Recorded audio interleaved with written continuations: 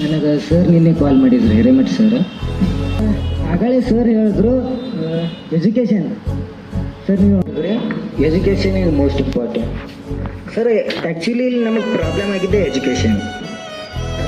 Sir ನಾವು ಹಳ್ಳಿ ಹುಡುಗ, ರೈತನ ಮಗ. ಆದ್ರೆ ಒಬ್ಬ ವ್ಯಕ್ತಿ ಹಸದಾನಂದ್ರೆ ಅನ್ನ ಹಾಕಕ್ಕೆ ನಾವು ಹಿಂದೆ ಮುಂದೆ ನೋಡ್ತೀವಿ. ಯಾಕೆ ಮಹಿಳೆಯರ ಬಗ್ಗೆ ನಾವು ಎಷ್ಟು ಕೇರ್ ತೊಗೊತೀವಲ್ಲ ಅಷ್ಟು ಮಹಿಳೆಯರು ತಗೋಬೇಕು.